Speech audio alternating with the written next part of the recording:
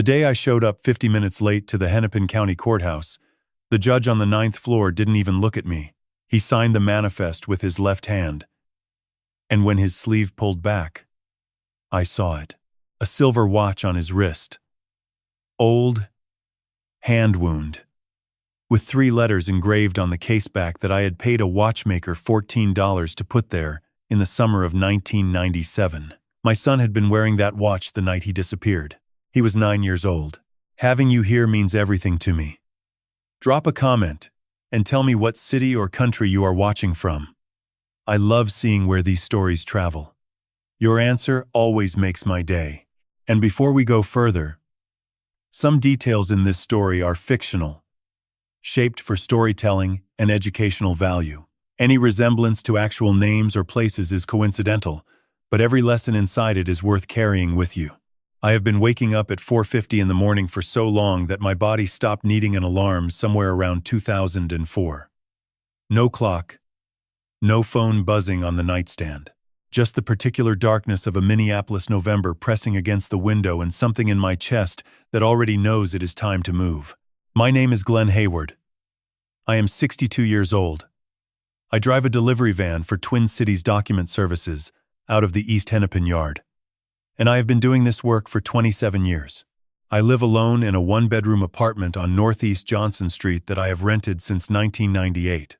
The rent is $680 a month, which is either a miracle or a sign that my landlord has accepted my existence as a permanent feature of the building. Either way, I do not ask questions. There is a second room.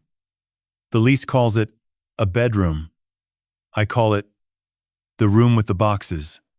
Daniel's boxes. His clothes from the summer of '97. His school papers from 3rd grade. A pair of sneakers he had outgrown but refused to throw away because he said they were his fastest ones.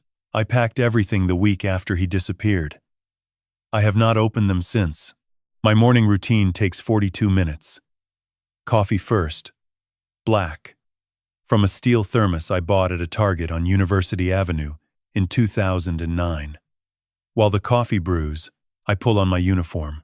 Gray pants, gray shirt, steel-toed boots I resole every 16 months at a cobbler on Lyndale Avenue who does not talk much and charges fair.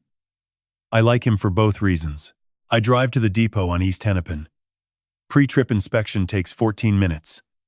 Tires, lights, brake lines, cargo latches. I check the load against the manifest while the engine warms up. Most drivers sort stops by delivery number. I sort mine by geography.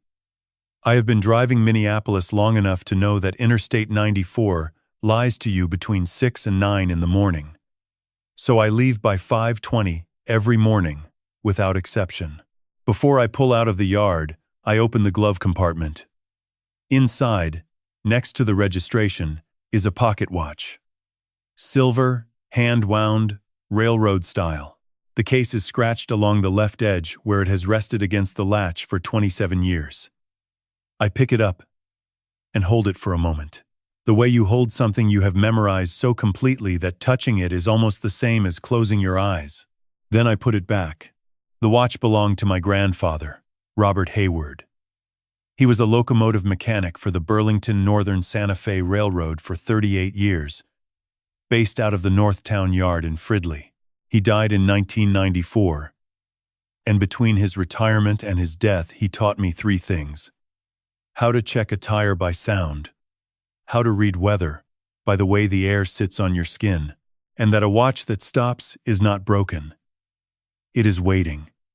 The watch stopped at 10:47 on the night of July 24th, 1997. I know this because I looked at it in the parking lot of the Minnesota State Fair at 11:15 that night. After I had searched every building and tent and food stand on the fairgrounds, after I had said my son's name so many times it stopped sounding like a name, I did not reset it. I have not reset it since. There were 2 watches. My grandfather left me the pocket watch. I had it engraved the summer. Daniel turned 9, 3 weeks before the state fair. $14 at a watchmaker on Lyndale Avenue. 3 letters inside the caseback. Serif font. D.R.H. Daniel Robert Hayward. The D came out slightly deeper than the other two because the engraver's tool slipped on the first stroke. He apologized. I told him it was fine. It meant I could identify that engraving by touch alone. The second watch was a wristwatch, converted from a matching pocket watch movement by the same watchmaker. Same silver case, same dial, same engraving, same slight imperfection on the D. I gave it to Daniel the morning of the fair. He put it on his left wrist because he was left-handed and wore everything on the hand he used most, which is not how most people do it. But Daniel was never most people about anything. He was wearing that watch the last time I saw him. 10:30 at night.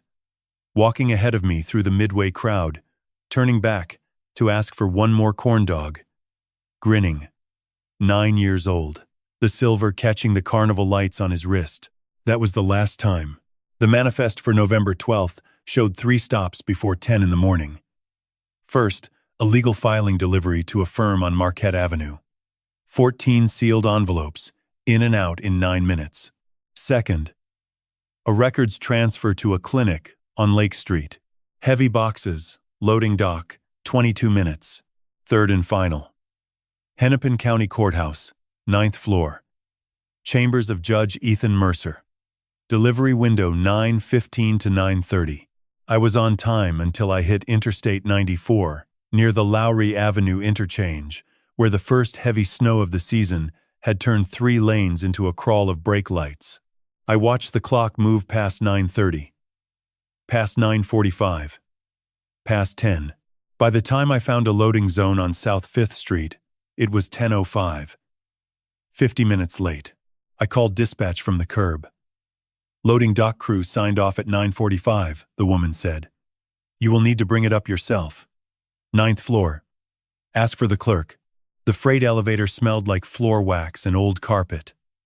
I wheeled the dolly through a set of double doors and into a hallway that looked like it had been designed by someone who believed silence was a form of authority.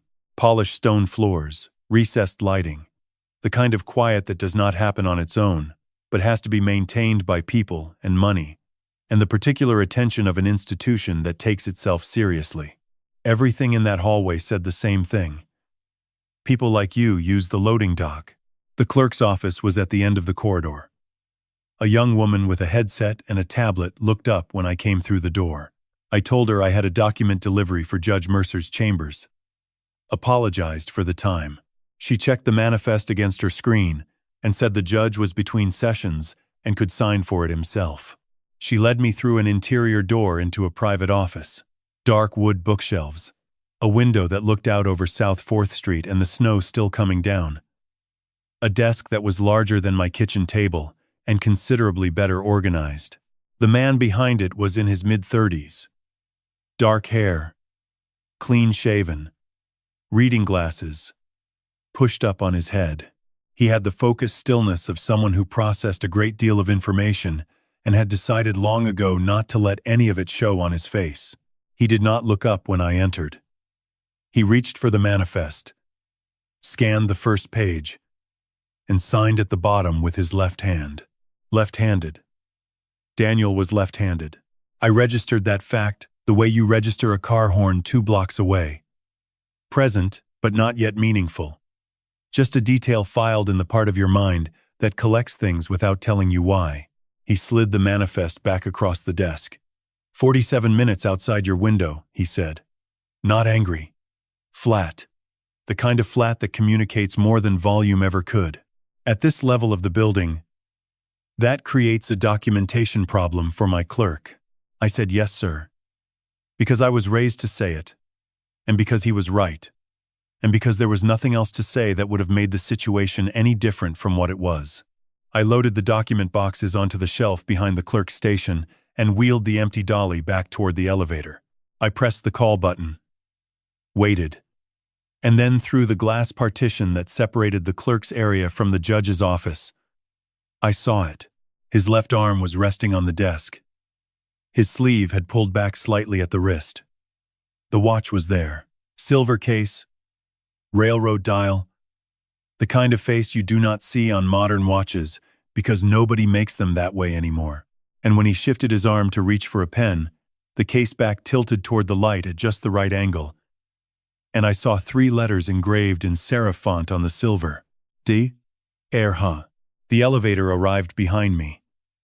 The doors opened. I heard them open. I did not turn around. I was looking at the engraving through 12 feet of glass and fluorescent light, and I could not see every detail from that distance. But I did not need to. I knew that engraving. I knew the font, the spacing, the way the D sat slightly deeper than the R and the H because the tool had slipped on the first stroke and the watchmaker had corrected it without starting over. I had paid $14 for that engraving on a Tuesday afternoon in July of 1997 on Lyndale Avenue in Minneapolis, and I had watched the watchmaker's hands while he did it, and I had carried the memory of those 3 letters in the same part of my brain that carried my son's face and my son's voice, and the sound of my son asking for one more corn dog at 10:30 on a summer night. The elevator doors stayed open for 5 seconds. Then they closed. I was still standing in the hallway. The judge had already turned back to his screen. He was not looking at me. He had no reason to look at me. I was the delivery driver who had been 50 minutes late, and as far as he was concerned, I was already gone. I do not know how long I stood there. Long enough for the elevator to go down and come back up. Long enough for the clerk to glance at me once and then return to her tablet. Long enough for me to understand that I had no rational explanation for what I was feeling. Only the recognition that I had seen that watch before.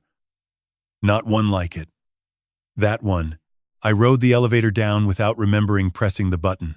I walked through the lobby and out the courthouse entrance and across the street to where the van was parked on South 5th with the engine still running and the heat on low. I climbed into the cab and sat behind the wheel and did not move. The snow was still falling. Pedestrians moved past the windshield the way pedestrians move in a city that is used to winter, heads down, purpose in their stride, none of them carrying what I was carrying. I sat there for 25 minutes. I know it was 25 because I watched the dashboard clock the way you watch something when your mind is too full to look anywhere else. Then I did something I had not done in 27 years. I reached into the glove compartment, took out the pocket watch, and instead of looking at it and putting it back the way I had done every morning for nearly 3 decades, I put it in my jacket pocket and carried it with me when I clocked out at the depot that evening. Not because I had a plan. I want to be clear about that. I had no plan. I carried it inside because leaving it in the van that night felt wrong in a way I could not name. The same way you bring a chair in off the porch when a storm is coming. Even if the forecast says clear. My kitchen table is a 4-top I bought secondhand in 1999. I set the watch down under the overhead light and pulled out a chair and sat. For 27 years I had looked at that watch the way you look at a stop sign. Registered, acknowledged, moved on. Every morning a glance. Every morning the same practiced blankness that keeps grief from becoming the first thing you feel before you have had your coffee. But that night I looked. I opened the case and ran my thumb across the engraving. D.R.H. The D still deeper than the others. The crystal still scratched from 27 years in a glove compartment. The hands still frozen at 10:47. And somewhere on the 9th floor of the Hennepin County Courthouse, a judge I had never met was wearing the other half of this pair on his left wrist. The half that had been on my son's arm the last time I saw him grinning in the carnival lights, asking for one more corn dog, 9 years old and left-handed and alive. I sat at that table until 2 in the morning. Not because I was thinking clearly. Because I was doing the opposite of thinking clearly. I was sitting with something that did not have a shape yet. Something that kept shifting every time I tried to look at it straight. At 5:40 the next morning, I called the dispatch line and told the overnight coordinator that I had noticed a filing code discrepancy on the Hennepin County Courthouse manifest from the previous day. Wrong case reference number logged against the delivery confirmation. I said I wanted to correct it in person to avoid a records conflict on their end. The coordinator said that was fine. Mark it as a follow-up visit. Keep it under 15 minutes. It was a small enough lie that I could hold it without it changing the shape of my hands. I finished my first 2 stops by 9:20. A courier run to a law office on Nicollet Mall, 8 minutes. A records box to a medical billing company in Street Lewis Park, 14 minutes. Then I drove downtown and parked in the same loading zone on South 5th Street and walked into the courthouse with the corrected manifest page in a folder and nothing else in my hands except the particular weight of a man who has been too awake since 2 in the morning, trying to talk himself out of something and failing. The clerk was at her desk when I came through the door. Same headset, same tablet. She looked up with the expression of someone who recognized me from an inconvenience. I presented the corrected page and explained the filing code issue. She took it without comment and turned toward the judge's office to get his initials. The door was open. Ethan Mercer was at his desk, reading something on his monitor. I had 90 seconds. Maybe less. 3 things. The first was on the corner of his desk, propped open against a stack of case files. A copy of the Star Tribune Sunday magazine. The cover showed a man standing in front of a floor-to-ceiling window with the Minneapolis skyline behind him. The headline read, "Ethan Mercer, the youngest judge reshaping foster care in Hennepin County." The man on the cover was the man sitting 8 feet away from me. The second was in the center of the desk, angled toward visitors. A nameplate. Dark wood. Gold lettering. Judge Ethan Mercer. The third I almost missed. The clerk had walked into the office and placed the corrected page on his desk. He looked at it, picked up a pen with his left hand, and leaned forward to initial the correction. When he leaned, the overhead light caught his forehead at a different angle than the day before, and I saw it. A scar above his left eyebrow, small, shaped like a shallow V, the color of old ivory against his skin, the kind of scar that fades over decades but never quite disappears, because the original wound was deep enough to need stitches. My son fell off his bicycle on the sidewalk outside our apartment on a Tuesday afternoon in April of 1995. He was 7 years old. He had been riding without hands, which I had told him not to do, and which he had interpreted as a suggestion rather than an instruction, because that was how Daniel processed most things I said to him at that age. The front wheel caught the edge of a raised crack in the concrete, and he went over the handlebars and hit the pavement forehead first. I was sitting on the front steps 20 feet away. I heard the impact before I saw it. By the time I reached him, there was blood running into his left eye, and he was making a sound that was not quite crying and not quite anything else. The sound a 7-year-old makes when he is too surprised to be scared yet, and the pain has not fully registered. 5 stitches at the Hennepin County Medical Center emergency room on South 8th Street. I held his hand the whole time. He did not cry during the first 3 stitches. He cried during the 4th, quietly. The way some children do when they are simply reporting the facts, rather than asking for something to change. By the 5th stitch he had stopped, and was watching the doctor's hands with the focused curiosity of a boy who had already decided the injury was more interesting than it was painful. The scar would have been right there, above the left eyebrow, shaped like a shallow V, where the skin had split against the concrete. The clerk brought the initialed page back to her desk and handed it to me. I thanked her, slid it into the folder, and walked to the elevator. I pressed the button, and the doors opened immediately this time, as if the building had been waiting. I stepped in. On the ride down, I stood with my back against the wall and looked at the folder in my hands. My handwriting, my fabricated filing code error, my excuse to stand in that corridor for 90 seconds and look at a man I had no right to approach and no way to confirm and no idea what to do about. A newspaper cover with his name and his photograph. A nameplate on a desk, in gold lettering. And a scar in exactly the place where I remembered 5 stitches closing up in an emergency room 29 years ago, while a 7-year-old boy held my hand and watched the needle with more curiosity than fear. I did not know if Ethan Mercer was my son. I knew with the particular certainty of a man who has spent 62 years learning the difference between coincidence and weight that I could not be the one to ask. If I was wrong, I was a 62-year-old delivery driver who had walked into a federal judge's chambers with a fabricated paperwork error and an obsession. If I was right, then the question itself would be an act of violence against a man who had built a life I knew nothing about, and I did not have the right to detonate that life with a question I could not prove. I sat in the van on South 5th Street with the engine running and the heat on low and the snow from the day before still piled in gray ridges along the curbs. The city moved around me.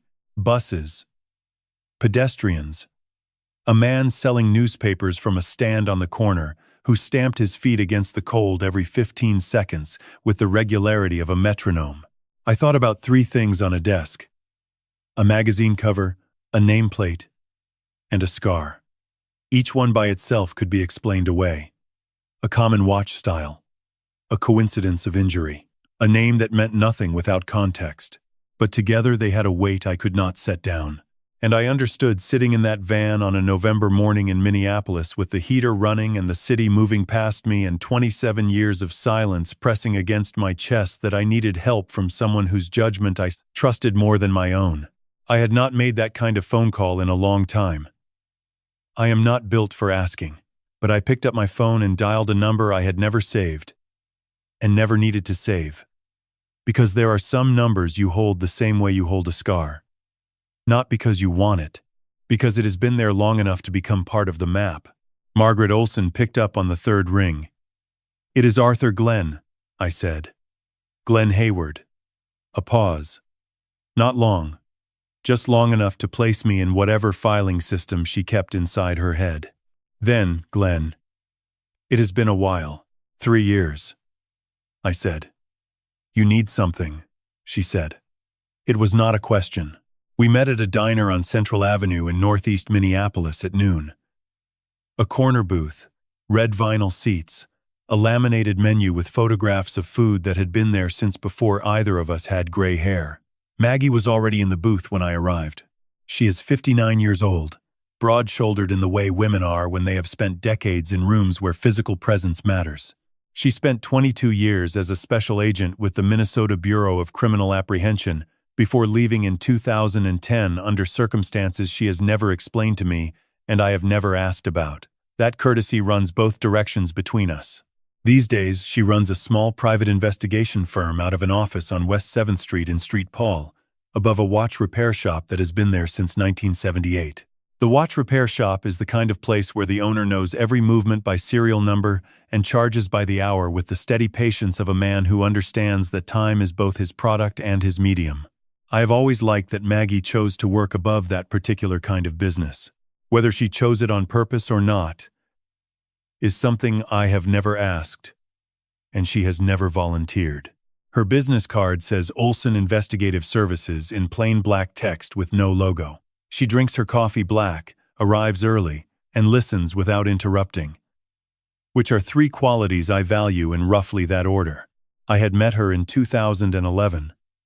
A colleague's brother had gone missing during a fishing trip on Lake Mille Lacs. State police treated it as an accidental drowning. The family disagreed. Maggie made some calls, pulled some records, and within 2 weeks had located the man alive in a motel in Fargo with a woman who was not his wife and a checking account that was not in his name. She charged $400, returned the family's call within 8 hours, and never brought it up again. I told her everything. I laid it out in order the way I had been organizing it in my head since 2 in the morning. The delivery, the 50-minute delay, the 9th floor, the watch on the judge's left wrist, silver case, railroad dial, 3 letters engraved on the case back. My watch, the one I had kept in the glove compartment for 27 years, the matching engraving, the slight imperfection on the D, the Star Tribune magazine cover, the nameplate, the scar above his left eyebrow, shaped like a shallow V, positioned exactly where I remembered 5 stitches closing up in an emergency room in April of 1995. I did not soften it or dress it up. I gave her the facts and left the interpretation on the table between us like something neither of us had ordered. Maggie listened without interrupting. She drank her coffee. She watched me with the patient, assessing attention of a woman who had spent decades separating what people say from what they mean. When I was finished, she was quiet for a moment. Then she set her cup down. "Let me make sure I understand what you are telling me," she said. "You are a 62-year-old delivery driver, and you believe the youngest sitting judge in Hennepin County is your son who has been missing for 27 years. based on a watch, a magazine cover, and a scar. I am not saying I believe it, I said. I am saying I cannot explain it away. She looked at me for a moment. Then she picked up her coffee again. Those are different things, she said. I know. Walking into that man's chambers and telling him what you just told me would be the end of this before it starts. You understand that? That is why I am sitting here instead of there. She nodded slowly. The way she does when she has decided something but is not ready to say it yet. She asked me for two things. The first was the original missing persons report from 1997. I had it, kept in a fireproof lockbox under my bed, along with my discharge papers, my social security card, and a lease agreement from 1998 that I had never thrown out for no reason I could articulate. The second was a photograph of Daniel as a child. I took my wallet out of my jacket pocket and opened it to the plastic sleeve behind my library card. The photograph had been there so long it had fused slightly to the plastic. A snapshot showing a 9-year-old boy in a red t-shirt standing in front of the Midway Gate at the Minnesota State Fair. He was holding a half-eaten corn dog and grinning with the particular confidence of a child who has been told he can stay one more hour. I slid it across the table. Maggie looked at it for a long time without touching it. I will need copies of both, she said. Give me 7 days. She told me the conditions plainly. No contact with Ethan Mercer, direct or otherwise. No mention of this to anyone. Keep my delivery schedule exactly as it was. Do not change anything that could suggest to someone paying attention that something had changed. I agreed to all of it. Then she asked one more thing. She set her coffee down and looked at me with an expression I had not seen from her before. Not professional distance. Something closer to the way a doctor looks at you when the next question is going to be the one that matters most. Is there anyone in your life, she said, who might have had a reason to make your son disappear? The diner noise continued around us. Plates, conversation, the particular rhythm of a lunch rush in a neighborhood restaurant. I sat with the question, not because I did not understand it, because I understood it too well, and the understanding opened a door I had spent 27 years keeping closed without admitting to myself that it was a door at all. I did not answer. Maggie watched me not answer, and nodded once. Not now, she said. But soon. We shook hands at the door. She went up the stairs to her office. I walked south toward the van. The November air had the particular bite of a city that has stopped pretending it is still fall. I walked with my hands in my pockets and my head down, and the question she had asked me sitting in my chest like a stone I had swallowed and could not cough back up. I told myself I was just going to drive past. That is the kind of lie you tell yourself at 5 in the morning on a Saturday when you know exactly where you are headed and exactly why, but you are not ready to say it plainly yet. I drove north on Interstate 35 with the heat running and the radio off, watching the landscape change from the dense brick and concrete of the Twin Cities into the longer, emptier stretches of pine and frozen field that make up the middle of Minnesota in November. The sky was the color of old cement. The highway was clear, but the shoulders were white from the snow earlier that week, and the air coming through the door seals had the particular sharpness of a state that is done pretending it is still autumn. Duluth sits at the western tip of Lake Superior, 4 hours north of Minneapolis if you drive the limit and do not stop. It is the kind of city that exists at the edge of something vast and cold, and the people who live there carry that geography in the way they move and speak, a steadiness that comes from proximity to water that can kill you 7 months out of 12. I had not been to Duluth in over 20 years. The last time was a weekend trip with Sandra in the summer of '96, the year before Daniel disappeared. We had driven up to see the lift bridge and eat at a restaurant on Canal Park that she had read about in a magazine. Daniel had been in the back seat, asleep for the last 2 hours of the drive with his forehead against the window and his left hand curled around the seatbelt strap. Sandra, my ex-wife. The woman Maggie had been circling when she asked that question at the diner 2 days ago. Is there anyone in your life who might have had a reason? I had not spoken to Sandra in 24 years. She had left in the spring of '98, 8 months after Daniel disappeared. The divorce papers arrived by mail. She signed them, before I did. No custody dispute because there was no child to dispute custody of. No property division because we had nothing worth dividing. She moved out of the apartment on a Tuesday while I was on my route, and by the time I came home the closet was half empty, and the only evidence she had ever lived there was a bottle of shampoo in the shower that she had not finished, and that I left there for 3 months before I threw it away.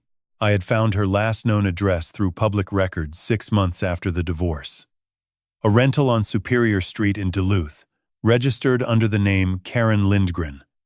I did not know at the time that it was Sandra. I had searched for her under her maiden name and found nothing. But 3 years ago, during a late night of searching online, that I am not proud of and do not care to describe in detail, I had found a utility account in Duluth linked to a Karen Lindgren whose date of birth matched Sandra's. It was not proof. It was a thread, and I had held on to it the way you hold on to a thread when you do not know whether it connects to anything, but you cannot bring yourself to let it go. The building was on Superior Street. 3 stories, brick, exterior walkways, a staircase at each end with iron railings that had gone the particular rust color of a Lake Superior winter. 2 of the 6 mailboxes at the entrance were missing their nameplates. A laundry room sign on the ground floor had lost the Y, and nobody had replaced it. The building manager answered the intercom on the second buzz. He was somewhere in his late 60s, heavy-set, wearing a Minnesota Twins sweatshirt that had been through enough wash cycles to go from navy blue to the color of a February sky. He had the look of a man who had answered this buzzer 10,000 times and had developed a system for sorting each visitor before committing to a response. I told him I was looking for Karen Lindgren, Unit 3B. He said Karen had moved out 6 months ago, around May. No notice, no forwarding address. Left behind a coffee table, 2 bags of clothes, and the security deposit. He said it without particular resentment. The flat accounting of a man who had seen tenants leave worse. You family, he asked. Former, I said. Which was true in more ways than I was prepared to explain on a doorstep in Duluth on a Saturday morning. He did not leave a forwarding address, the manager said. Did not say where she was going. Just gone one morning. I asked whether Karen had received much mail. He tilted his head the way people do when a question lands slightly outside their expectations. More than most, he said after a moment. Not bills, handwritten stuff. She would send a bunch out some months, then nothing for a while. Like she had seasons for it. He shrugged. I figured it was just how she was. I asked if anything had come for her after she left. He disappeared inside for a minute. I stood on the front walkway and looked at the building. The rust on the railings, the missing mailbox plates, a window on the second floor with a dream catcher hung inside the glass. Visible from the street. Someone trying. In the particular way people try when the architecture does not make it easy. The manager came back with a rubber-banded stack of envelopes. 5 of them, held together with a single band that had gone tacky from sitting in a drawer. These kept coming back, he said.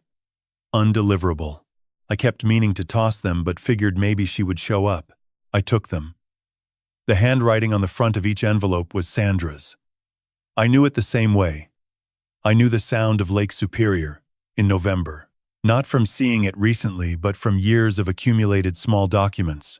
Grocery lists left on the kitchen counter in the 90s. Permission slips for Daniel's field trips.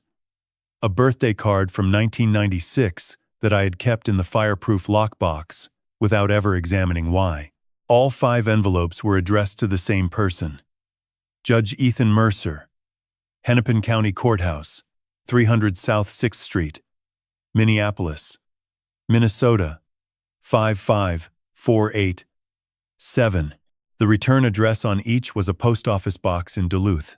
No name, just the box number.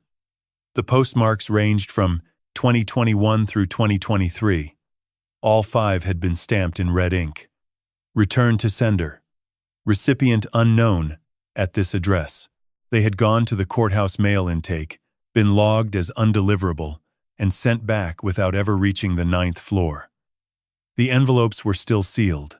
I stood on that front walkway, holding 5 letters my ex-wife had written to a man I had spent 4 days trying not to think of as my son, and I did not open them. I took out my phone. I photographed each envelope. Front, back, postmark, the post office box, return address. 10 photographs.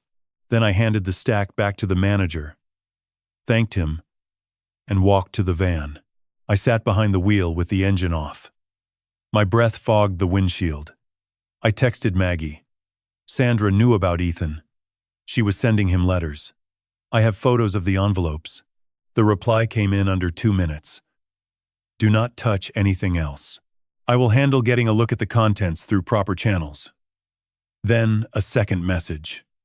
Does Sandra know you went to Duluth?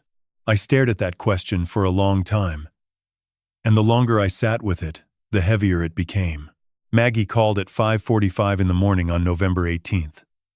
In the 3 years I had worked with her on and off, since the situation in 2011, she had never once contacted me before 8. It was not laziness. The woman was up before most people. It was discipline. She understood that the hour you called someone communicated something before you said a word. 5:45 meant she had not slept. I was already dressed. I told her I would be there in 30 minutes. Her office on West 7th smelled the way it always did. Watch oil rising up through the floorboards from the repair shop below, old coffee, the particular stillness of a room where someone had been working through the night. She had 2 mugs on the desk, both already poured. She waited until I sat down. Daniel Robert Hayward was placed at Pine Ridge Children's Home on August 15th, 1997, she said. 22 days after he disappeared from the Minnesota State Fair on July 24th. She slid a printed page across the desk. Pine Ridge was a DCFS-affiliated residential home on the northwest edge of the state, near Moorhead. I had called them in 1998, twice, maybe 3 times, when I was still working through every children's shelter in Minnesota by hand, going down the phone book 1 page at a time. They had told me each time that no child matching that description was in their care. By then, Daniel had already been adopted and was in Milwaukee with a different last name, and I had no way of knowing that the file I was asking about had been sealed under his new identity. He was adopted by Richard and Catherine Mercer of Milwaukee on February 8, 1998. Maggie continued. Finalized through Hennepin County Family Court. He was 9 years old. Daniel Robert Hayward became Daniel Richard Mercer, legally, as part of the adoption proceedings. He later changed his first name to Ethan during law school. A personal choice. No court order required for a first name change in Wisconsin at that time. I looked at the page without picking it up. How did you get the Pine Ridge intake log? I asked. Those records are sealed. I have a contact at DCFS from my BCA years, she said. She pulled it quietly. It will not go any further than this room. Here is where it gets specific, Maggie said. She placed a second page in front of me. A scanned copy of a handwritten intake ledger, the kind of administrative record that predates computer systems. She pointed to an entry dated August 15, 1997. Male child. Approximately 9 years. No identification. Referral source unknown. Female. Approximately 30 to 35 years. Stated child found wandering near Interstate 94 underpass, unaccompanied. Did not provide name or identification. Left before staff could complete intake interview. I read it twice. Then I looked up at Maggie. Unknown female. 30 to 35, I said. That is what the log says. Not a teenager. Not a stranger who found a lost child on the highway. A woman in her early 30s. Old enough to be a mother. Maggie did not say anything. She let the sentence exist in the room on its own. Minnesota State Patrol filed the original missing persons report on July 25th, Maggie said. Standard follow-up ran for 6 weeks. After that, the case was reclassified. She slid the third page across. A copy of the case status update from September 1997. The reclassification read probable runaway. Case Deprioritized pending new information. I sat with that phrase for a moment. Probable runaway. He was 9 years old. Maggie did not say anything. She understood that some things needed a moment before you could move past them. I appreciated that about her. Whoever brought him in, I said finally. It was not a good Samaritan. You do not find a 9-year-old under an overpass 22 days after he disappeared from a fairground 60 miles away and not call the police. No, Maggie said. You do not. Somebody kept him for 22 days and then decided that dropping him at a children's home 200 miles from Minneapolis was safer than whatever else they had planned. She did not speculate further. She laid out the facts and let me assemble them. That was how she worked, and it was the right way to work. There is one more thing, Maggie said. She reached into the folder and brought out a 4th page. A printout from a legal records database, the kind that pulled financial filings and court documents. Most of it was standard background material. Near the bottom, one line had been highlighted in yellow. Life insurance policy. Insured, Glenn R. Hayward. Policyholder, Sandra M. Hayward. Beneficiary, Sandra M. Hayward. Face value, $450,000. Annual premium, $3,800. Policy date, March 14th, 2024. Issued through Northland Mutual Insurance, Minneapolis office. Policyholder contact, Bryce Nolan. I read it once. Then again, I have never taken out a policy worth $450,000, I said. The only life insurance I have ever carried was a $12,000 term policy to cover burial costs. I finished paying that off in 2016. Under Minnesota law, Maggie said, a policyholder can take out life insurance on another person if they can demonstrate insurable interest. An ex-spouse can satisfy that requirement under certain conditions, but the insured party has to sign the application. Their consent has to be on record. I did not sign anything in March of this year, I said. I have not spoken to Sandra since 1999. I have not seen her signature on a document since the divorce papers. Maggie looked at me across the desk. 2 things were in front of us. A faded intake log describing a woman who had left a child at a shelter and vanished before anyone could write down her name, and a financial document showing my ex-wife had taken out a $450,000 policy on my life and named herself the only person who would benefit from my death. Neither one was proof of anything by itself. Together they had a shape I was not ready to name out loud. The Northland Mutual Insurance office was on the 8th floor of a glass building on Marquette Avenue in downtown Minneapolis. The kind of office designed to make whoever sat across the desk feel like they were asking for something they probably did not deserve. I arrived at 9 in the morning on November 20th with my Social Security card, my driver's license, and the policy number Maggie had pulled from the legal database 2 days before. The woman at the service desk was named Rachel. Mid-20s. Professional. The kind of efficient that comes from handling a high volume of people who are unhappy about something. She had a small cactus on the corner of her desk and a United Way calendar on the wall behind her. She typed my Social Security number and date of birth into her system without looking up. I am showing 2 policies associated with your information, she said. A term life policy, $12,000, status closed, paid out in 2016, and a whole life policy, $450,000, opened March 14th, 2024. The policyholder on the second one is listed as Sandra M. Hayward. Contact of record, Bryce Nolan. I need to see the application for the second policy, I said. She printed it without hesitation. I was listed as the insured party, which gave me the right to request it under Minnesota Insurance Code. She handed me a 6-page document across the desk. I turned to the last page. There was my name above the signature line, Glenn R. Hayward, and below it, a signature. I looked at it for a long time. It looked like my signature. The proportions were right. The general slant was right. The way the G looped forward into the L was close enough that I understood immediately how it had gotten past a processing clerk. But there was something wrong with it that I could not have explained to anyone who had not spent 62 years signing their own name.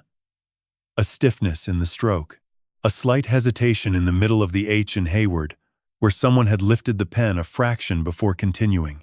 The kind of micropause you make when you are copying something carefully, rather than writing from muscle memory. Someone had practiced this. Not once. Not twice. Practiced it enough to get close, but not enough to get it right. I thought about the divorce papers from 1998. My signature was on the last page of those documents. Clean, unhesitating. Signed at my kitchen table on a Tuesday night in March, while the radiator clanked and the apartment was half empty, and I was alone for the first time in 11 years. Sandra had received copies of those papers. She had kept them, or someone had kept them for her. For 26 years. I told Rachel that I had not signed the application. That I had never authorized a $450,000 policy with anyone as the beneficiary. And that the signature on page 6 was not mine. Her expression changed the way expressions change when something moves from routine into territory that requires a different kind of careful. She set the printed pages down and folded her hands. Mr. Hayward, I am not in a position to make a determination about signature authenticity at this level, she said. What I can tell you is that if you believe your identity was used without your consent to open a policy, you will want to file a report with our compliance department and separately with the Minnesota Department of Commerce, Insurance Division. They handle fraud investigations. I can give you the contact information for both. She printed a half sheet with 2 phone numbers and a web address and slid it across the desk. Professional. Careful. Genuinely sorry in the way people are, when they are doing exactly what their training tells them to do. And it is not enough. I thanked her, took the papers, and left. I sat in the van on a side street off Marquette for 20 minutes. I know it was 20 minutes because I watched the clock on the dashboard without meaning to. The way you watch something when your mind is too full to look anywhere else. Downtown Minneapolis moved around me. Buses, pedestrians, a food truck setting up on the corner for the lunch crowd 3 hours early. Normal city. Normal morning. None of it had anything to do with what was sitting on the passenger seat. I thought about Sandra. 24 years of silence. Not one phone call. Not one letter. Not one message passed through a mutual friend or a family member. She had vanished from my life the way weather vanishes. One day it is there, pressing against everything. And the next day the sky is empty, and you cannot quite remember what the pressure felt like.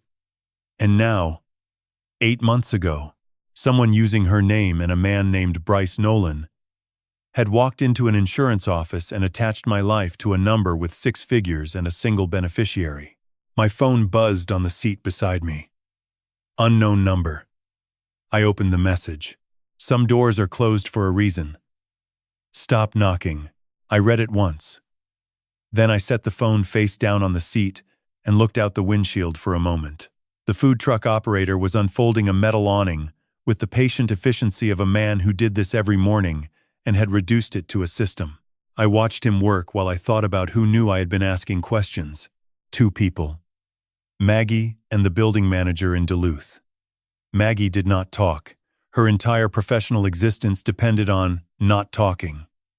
That left the building manager, a man in a twin sweatshirt who had held on to a rubber-banded stack of returned mail for 6 months, who had answered my questions without hesitation, and who had apparently made a phone call afterward. I picked the phone back up. I took a screenshot of the message and sent it to Maggie with no accompanying text.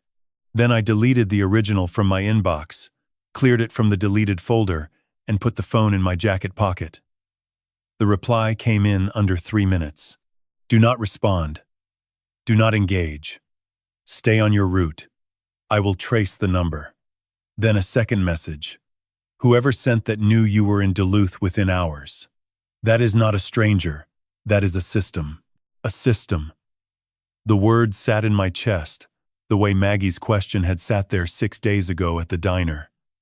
Not because I did not understand it, because I understood it too well. Someone had built an infrastructure around this secret. Not a hasty cover-up. Not a single lie told in panic. A system. Designed to watch. Designed to warn. Designed to respond the same day.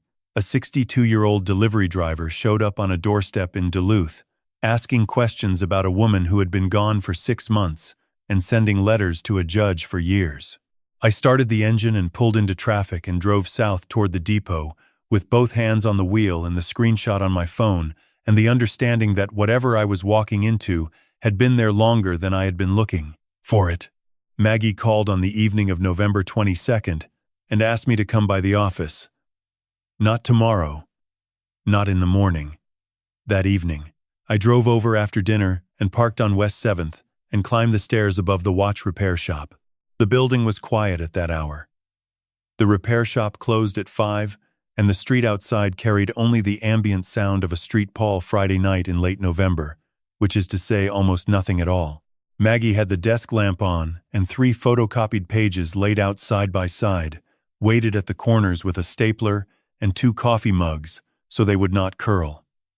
"Sit down," she said, "and do not touch these." She had gotten them through her contact in courthouse security at Hennepin County. A former BCA colleague who now managed judicial safety protocols for the building.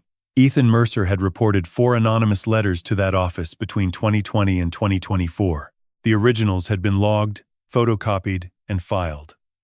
The security team had flagged them as a low-level harassment matter, noted that the sender was unidentifiable, and recommended Ethan consider a protective order if contact escalated.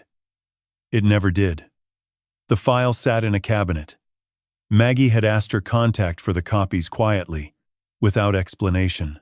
Her contact had obliged the same way, quietly, without asking for one. "Before I say anything else," Maggie said, "I want to address something." The letters had been sent to Ethan's office address. Hennepin County Courthouse, 300 South 6th Street. Not his home, his office. A public building with an address listed on the court's website, on his judicial profile, on the Star Tribune feature that had been reprinted in 2 regional legal journals. Anyone with a search engine and his name could find it in under a minute. That was the point. Whoever sent these letters did not need to know where he lived. They only needed him to receive them. I read all 4. The first had arrived in April of 2020. The second in January 2021. The third in September 2022. The fourth in November 2023, just under a year ago. None of them were signed. None of them contained an explicit threat. What they contained was something I found in certain ways worse. Details. The name of the children's home where he had been placed as a child. The date his adoption had been finalized.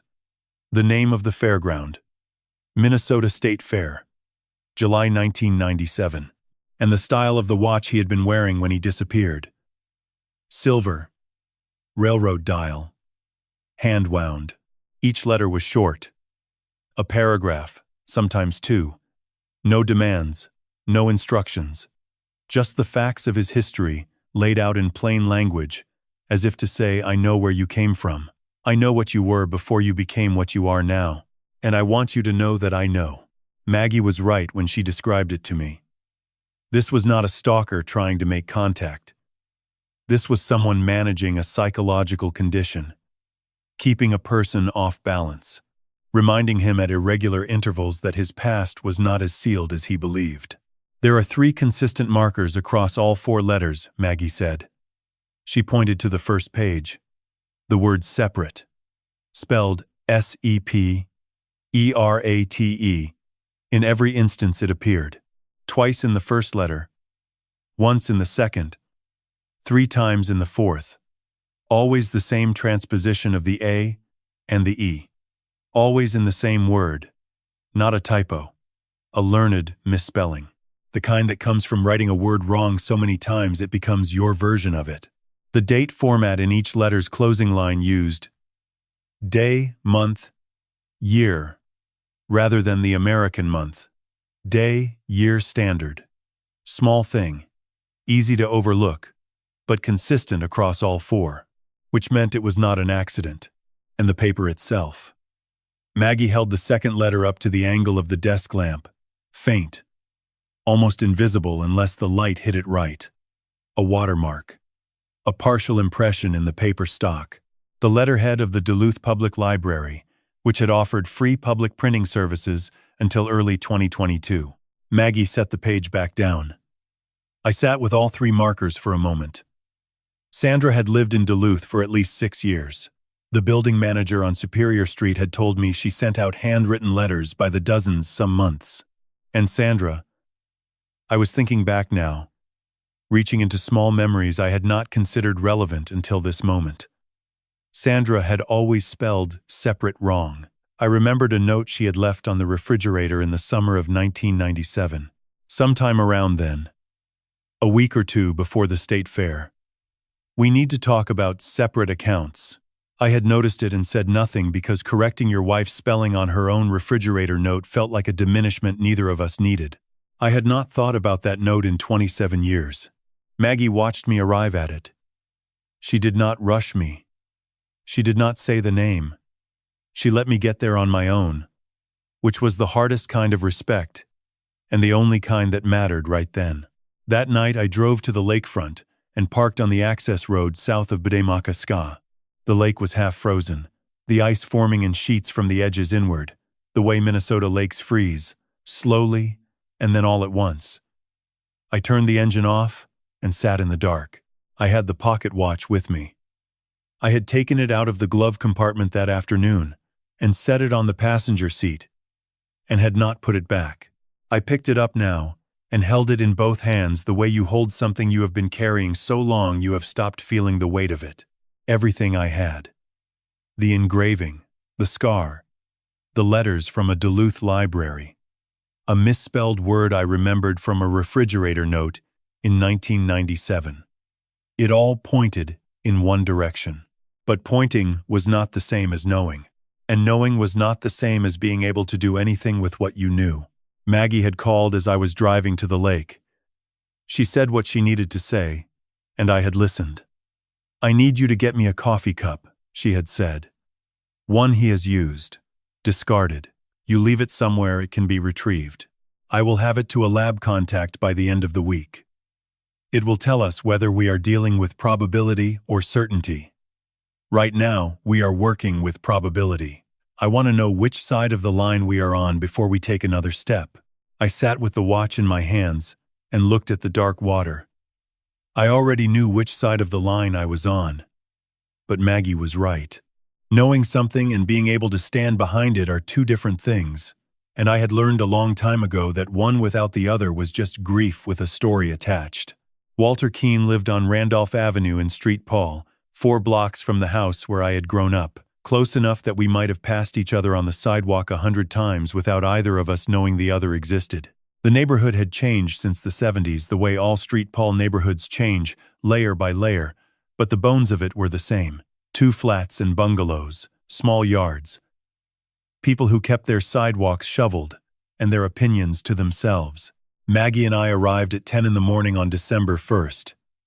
I had taken a personal day from the depot. First one in 3 years.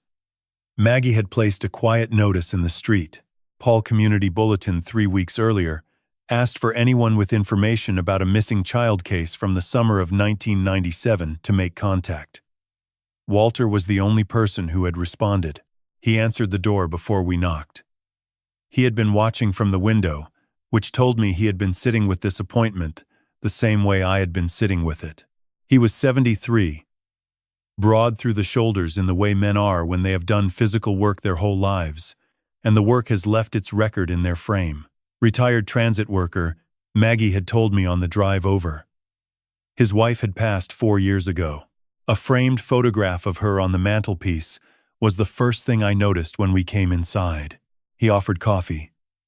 We both said yes, even though neither of us wanted it, because some conversations require the small ceremony of something warm in your hands before they can begin. He started without much preamble, which I respected. "I was working the ring toss and bottle stand near the south entrance of the Midway," he said. Me and my nephew had a concession contract that summer. 3rd year running. July 24th was a Thursday. We were busy until about 10. Then it started to thin out. He had seen Daniel at approximately 10:15 in the evening. Not that he had known the boy's name at the time. He had just seen a child, a boy about 8 or 9, being walked quickly across the service lane behind the midway perimeter. The lane was used by food vendors and maintenance crews, not open to the general public, but the gate had been propped open that night for a generator delivery that had come early, and nobody had bothered to close it. He was crying, Walter said. Not screaming. The quiet kind of crying. Like he had been told not to make noise, and he was trying to follow the instructions, but could not quite manage it. A woman had him by the wrist. Walter estimated early 30s. Brown hair, medium build, moving with the focused urgency of someone on a schedule. There was a gray cargo van idling in the service lane. Walter had not paid much attention to it at first, because vehicles in that lane were common enough during fair season. She was steering him toward the van. Walter said. He tripped on the curb at the edge of the pavement. The concrete lip was uneven there. I had caught my own foot on it twice that summer. He went down on one knee, and something came off his wrist. The left one. A watch, silver. It hit the pavement and bounced once. She did not stop to pick it up. She just lifted him by the arm and put him in the van, and the door closed and it pulled away. The room was quiet for a moment. Walter looked at the table. I thought it was a family argument, he said. A mother taking her son home past his bedtime. He was not screaming. She was not rough with him. Not exactly. Just fast. I told myself it was none of my business. He looked at the photograph of his wife on the mantelpiece. I have been telling myself that for 27 years. Maggie asked the question I could not. Can you describe the woman in any more detail? Walter thought about it for a long moment. The careful thinking of a man who understood that memory degrades and wanted to be precise about what he actually remembered versus what he had filled in over time. She was average height, he said. Brown hair, shoulder length. She was wearing a wedding ring on her left hand.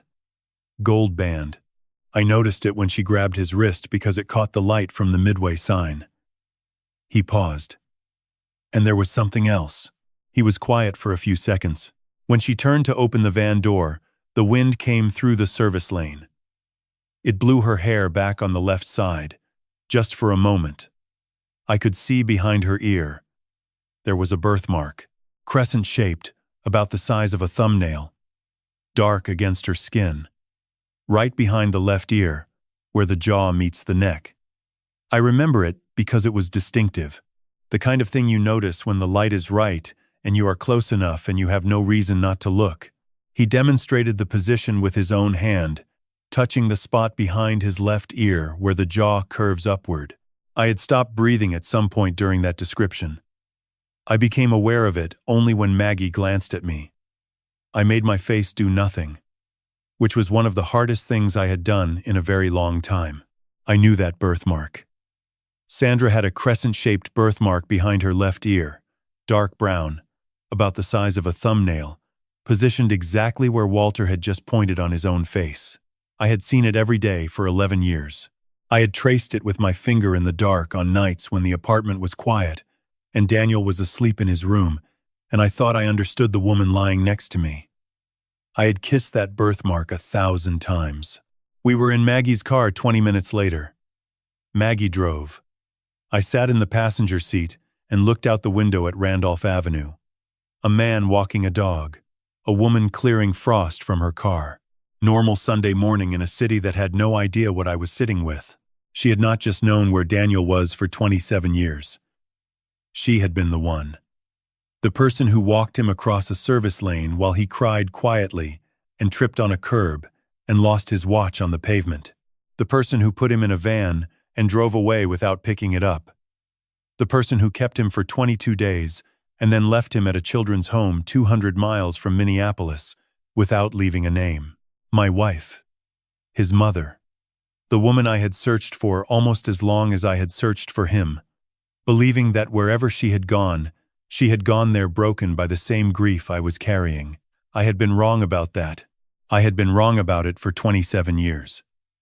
And the wrongness of it filled the car the way cold fills an old building. Slowly. Thoroughly.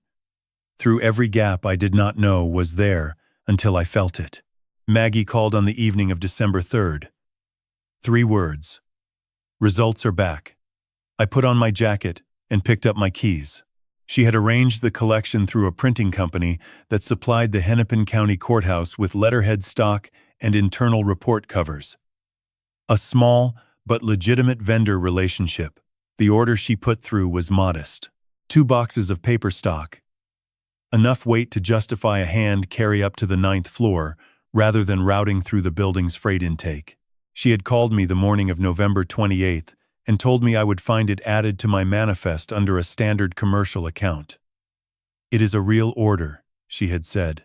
Real paperwork, real product, real reason to be on the 9th floor. Do not improvise anything. Just be the delivery driver. That was the part I was good at. I had arrived at the courthouse at 10:15 on the morning of November 29th. The freight elevator, the polished corridor, the double doors, the clerk's assistant, a young man with a headset and a tablet who moved with the particular urgency of someone managing 17 things at once, signed for the delivery and began checking the contents against the packing list. I took my time reconfiguring the empty dolly, straightening the straps, making myself useful and unhurried in the way that delivery drivers are supposed to be. The pantry alcove was to the left of the clerk's station. A recessed area with a single-serve coffee machine, a small rack of disposable cups, and a recycling bin lined with a clear plastic bag. It was partially screened from the main corridor by a half wall. Not invisible, but not directly in anyone's line of sight. Ethan came out of his office at 10:31. He walked to the alcove without acknowledging anyone, which I had come to understand was not rudeness, but the particular focus of someone whose time was accounted for in increments. He took a cup from the rack, filled it from the machine, added nothing. Black coffee, no hesitation. He carried it back to his office and the door closed behind him. At 10:48, he came back out without the cup, moving toward the elevator with his phone in his hand. Whatever he needed was on a different floor. I looked at the recycling bin. The cup was there, sitting upright in the center of the clear bag, still faintly warm. I took a clean cup from the rack, inverted it over his without touching the rim, and nested both into the side pocket of my delivery bag in one motion. 4 seconds. I was in the elevator by 10:51. My hands were steady the whole time. I am still not entirely sure what to make of that. Now, 5 days later, I was climbing the stairs to Maggie's office at 7 in the evening. The watch repair shop below was dark. The street was quiet. Maggie had the desk lamp on and a single printed page in front of her. Face down. She did not turn it over right away. She poured a second mug from the carafe on the filing cabinet and pushed it across the desk. I sat down. "Before I show you this," she said, "I want you to understand what it means and what it does not mean. Both things matter equally tonight." She turned the page over. The report was 4 pages, but Maggie had folded it, so the summary line was the first thing I saw.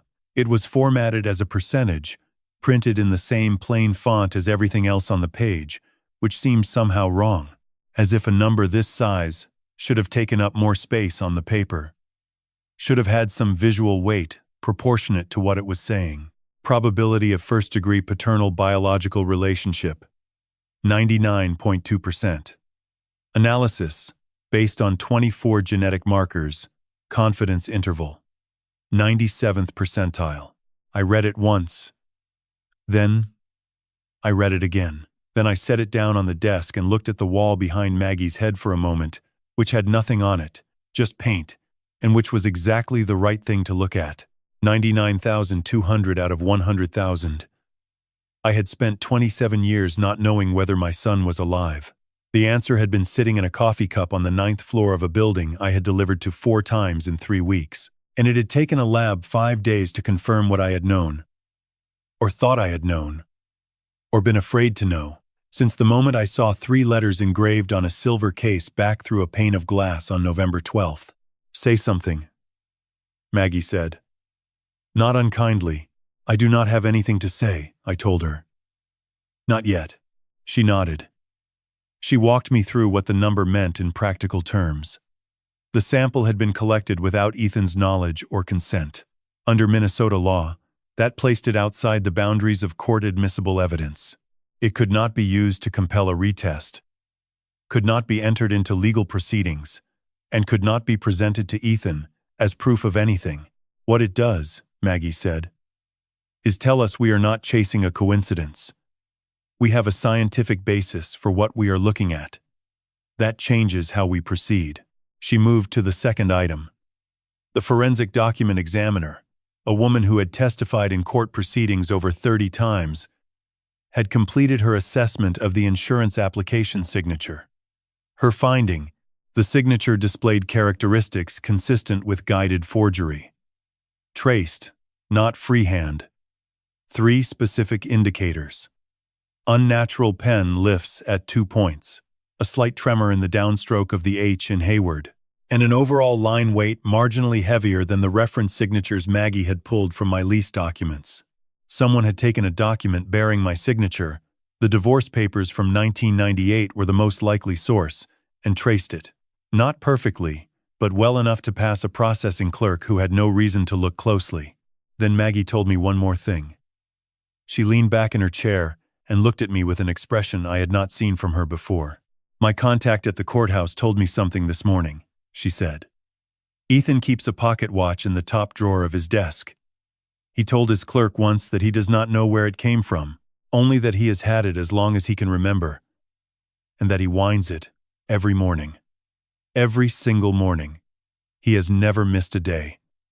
He does not know why." I reached into my jacket pocket and took out my pocket watch. The one that had stopped at 10:47 on a July night 27 years ago. I held it in my hand and thought about a man on the 9th floor of a courthouse who wound a watch every morning without knowing why. One watch had stopped. The other one had not. And the man who carried the one that still ran did not know that he was winding it for both of us. That he had been keeping time for a father who had lost the ability to keep it for himself on the night his son disappeared. I think I understand now what my grandfather meant. A watch that stops is not broken. It is waiting. Mine had been waiting for 27 years. And so, it turned out, had his. I was 2 blocks south of the courthouse, sitting in a coffee shop on Lyndale Avenue with a cup I had not touched. When he walked in, the same street where I had paid $14 to have 3 letters engraved on 2 watches 27 years ago. The watchmaker's shop was gone now, replaced by a place that sold pour-over coffee and pastries with names I could not pronounce. But the building was the same, and the window I was sitting next to looked out onto the same stretch of sidewalk where I had stood with Daniel on a July afternoon, holding a small paper bag with 2 silver watches inside it, one for my pocket and one for his wrist. Ethan Mercer came through the door without hesitating. He had seen me leave the courthouse or had been told I was here or both, and had decided that a coffee shop on a public street 2 blocks from his chambers was the appropriate venue for whatever he had decided to say. He was in his work clothes, no coat, despite the December cold, which told me he had not planned to be outside long or had not been thinking about comfort when he left the building. He sat down across from me without asking if the seat was taken. "You have made 4 appearances on my floor in 3 weeks," he said. His voice was the same as it had been the first day. Flat, controlled, the kind of voice that saved its energy for things that mattered. The first was a legitimate delivery. The second was a follow-up correction that checked out. The third was a paper stock order that my clerk processed without issue. The fourth was a courier envelope last week that had no sender information and contained a blank page inside a cover sheet. He looked at me steadily. "I pulled the delivery logs myself," he said. "The second and fourth visits were not generated through your company's standard routing system. They were added manually through an external logistics platform." I did not say anything. He had done more homework in 1 week than most people would have done in a month, which told me something about the kind of mind I was dealing with, and which did not surprise me at all because Daniel had been the same way. The boy who watched the doctor's needle with curiosity instead of fear. The boy who wore his watch on the wrong wrist because he had decided his own way was better. "I want to be straightforward with you," Ethan said. "For the last 4 years, I have been receiving letters from someone who knows specific details about my personal history that are not public information. My legal team has been aware of it. Building security has a file. When a man I do not know begins appearing on my floor on a pattern that does not match any legitimate delivery schedule, I take that seriously." "I understand," I said. "I am not calling security right now because I prefer to understand a situation before I escalate it," he said. "But I need you to explain to me what you want." I looked at him across the table. The coffee between us was getting cold. The lunch crowd was building around us. Office workers, students, a table of women with shopping bags, nobody paying attention to 2 men sitting across from each other in a window booth having a conversation that had been 27 years in the making. "I am not the person who sent you those letters," I said. He did not react. Just waited. But I know who did. Something shifted in his expression. Not relief, not surprise. A deepening of the same careful attention he had been bringing to this conversation since he sat down. The kind of attention that means a person is resorting information they have already collected. "How do you know that?" he said. "Because I have been looking into it for 3 weeks. And because the person who sent those letters is someone I know." "Who are you?" he said. Not aggressive. Procedural. The question of a man who needed to establish facts before he could move forward. I gave him my name. Glenn Robert Hayward. Delivery driver. Twin Cities Document Services, Northeast Minneapolis. 62 years old. He repeated nothing. He looked at me for a long moment, and I watched his left hand move. Without, I was certain, his conscious intention to rest over the watch on his wrist. The way you reach for something familiar when the ground shifts slightly beneath you. "What do you want from me?" he said. "I want you to meet with a woman named Margaret Olson," I said. "She is a private investigator. Not to talk to me. Just to hear what she has found. From someone who is not me. After that, you can decide what to do with it." He sat with that for 10 seconds. I counted. The coffee shop noise moved around us. The espresso machine, a phone ringing, someone laughing at the counter. Normal afternoon on Lyndale Avenue.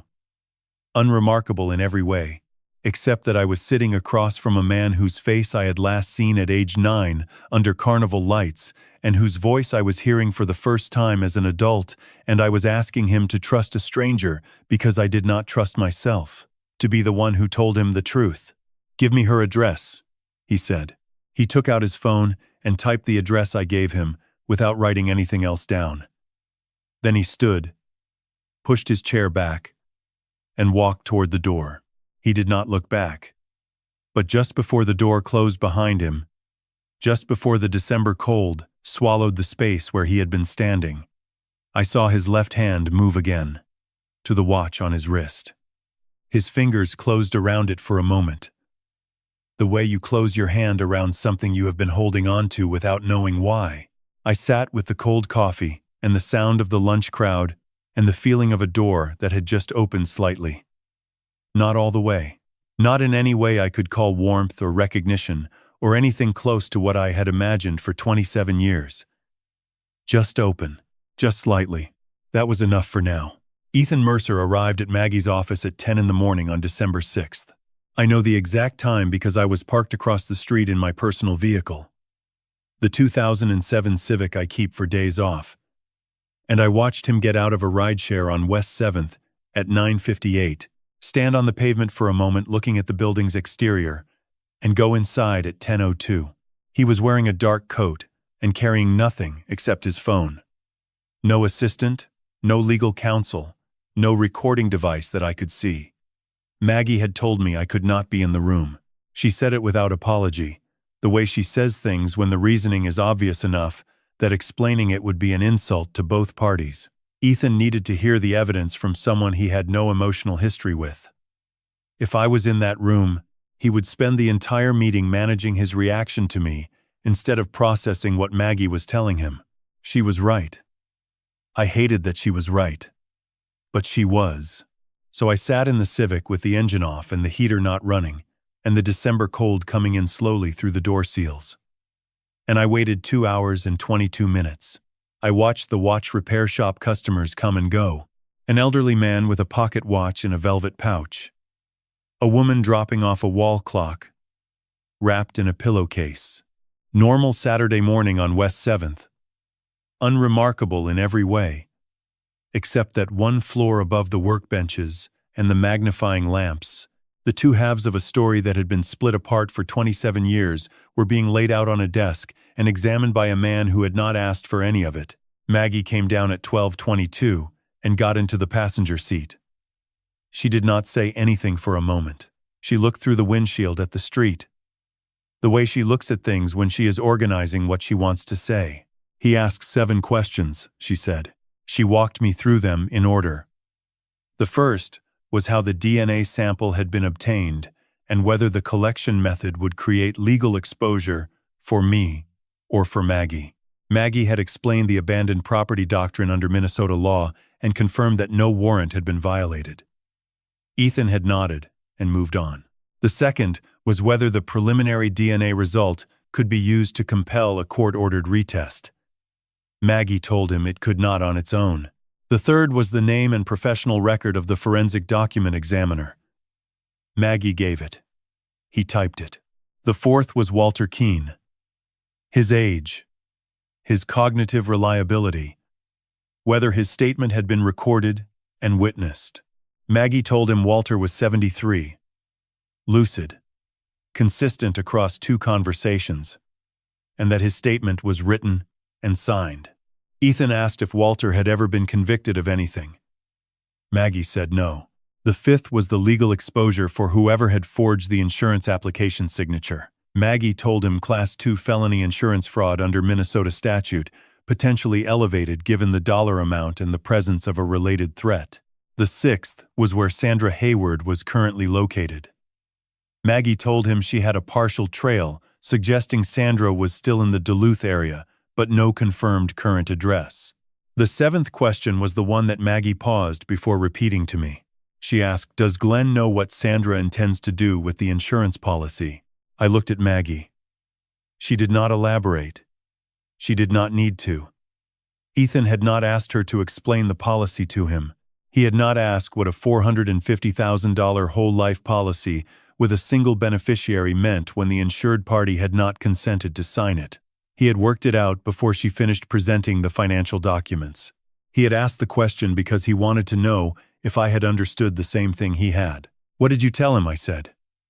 "I told him you were aware of the concern."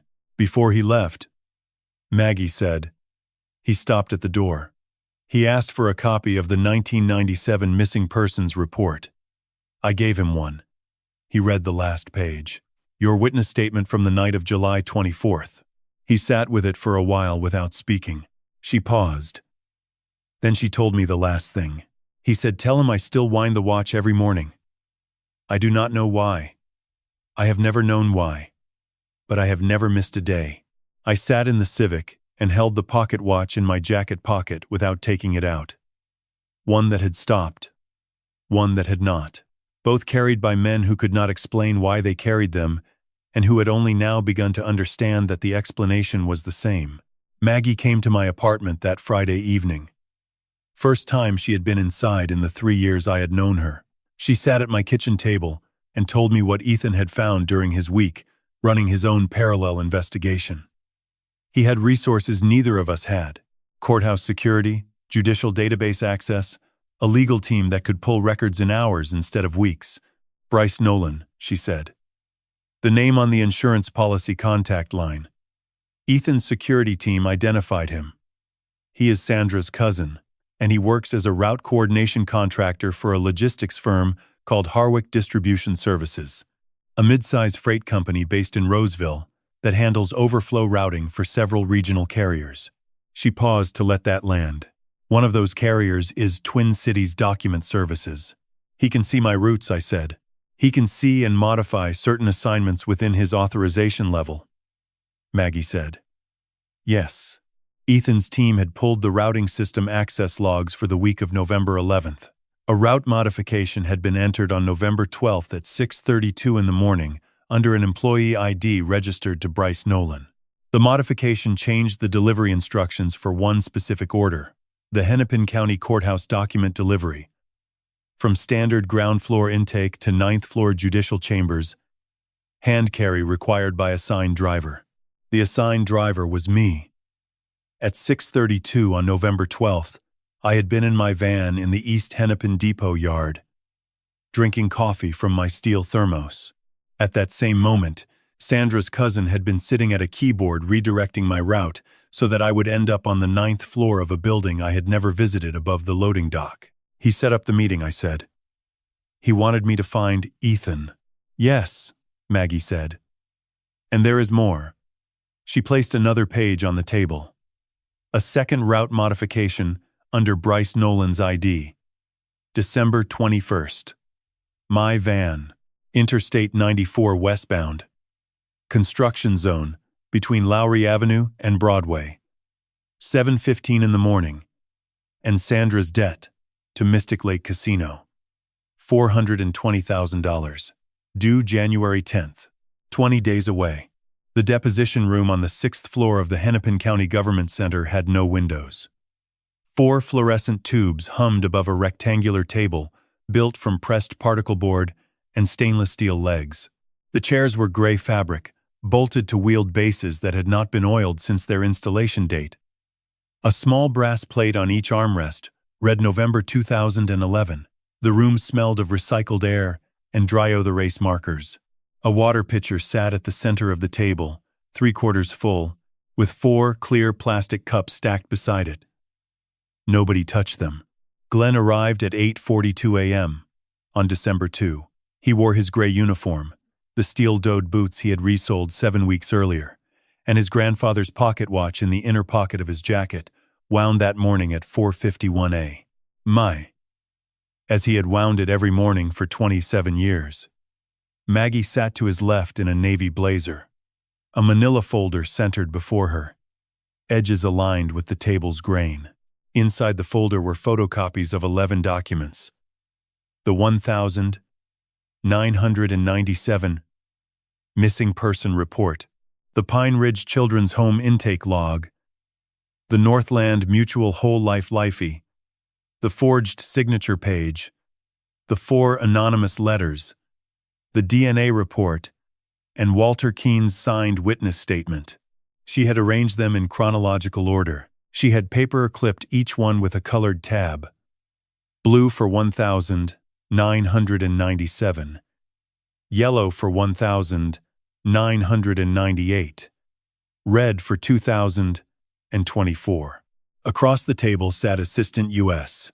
Attorney Linda So, 41, a second-generation Korean-American who had prosecuted 9 federal kidnapping cases in the District of Minnesota over the past 6 years, securing convictions in 7. She wore a black suit, no jewelry except a plain wedding band, and kept a single legal pad in front of her, lined side up, pen, uncapped. To her right sat Special Agent Mark Devereaux, FBI, Minneapolis Field Office, 38, who had been assigned the case 48 hours earlier after Maggie submitted her evidence packet through the Bureau's electronic tip line.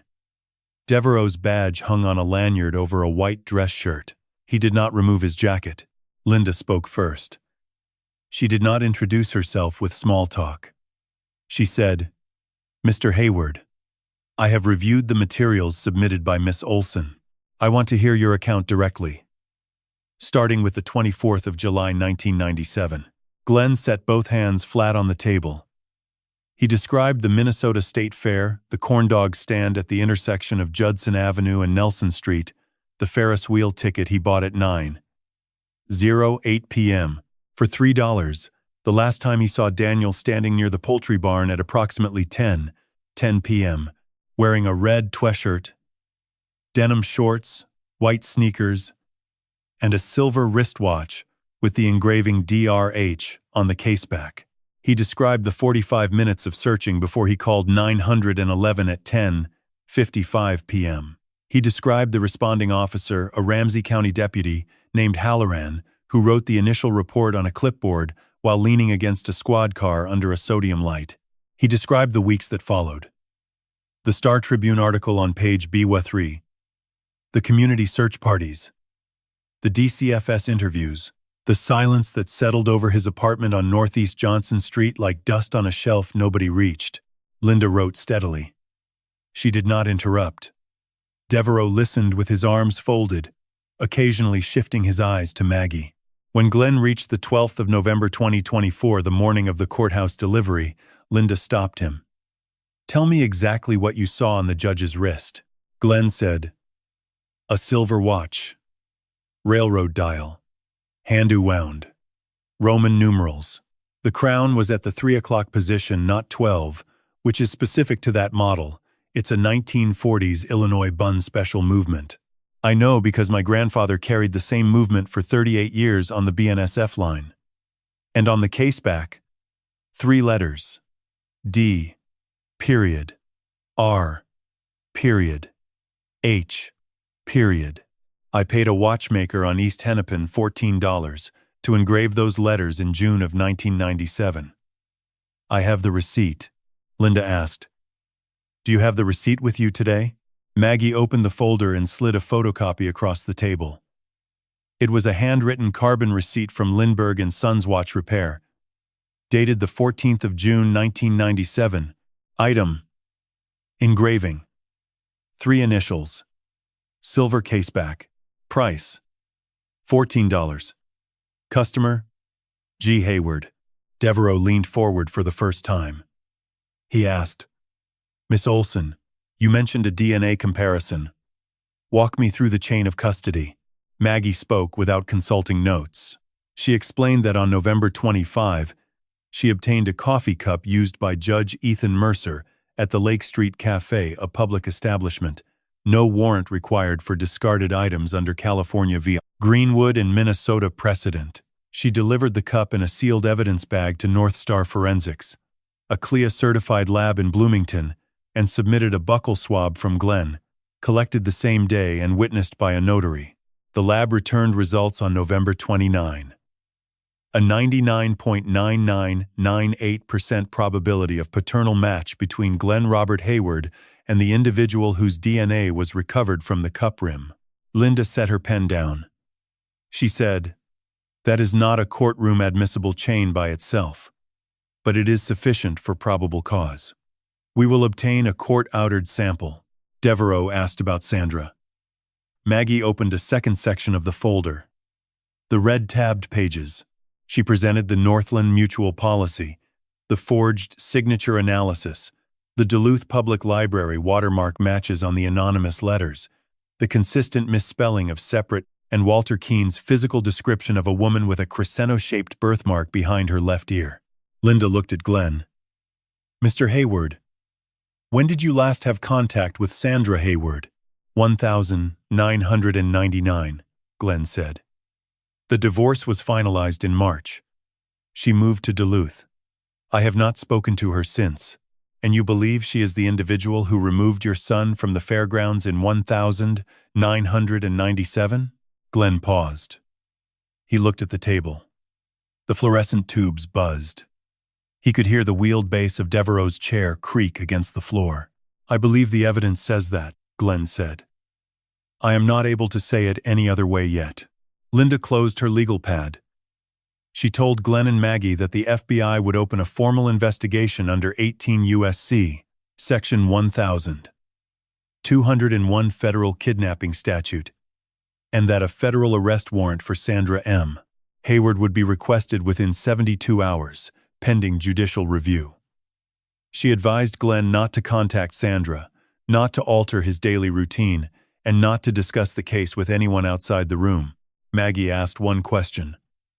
"Will Judge Mercer be informed?" Linda said.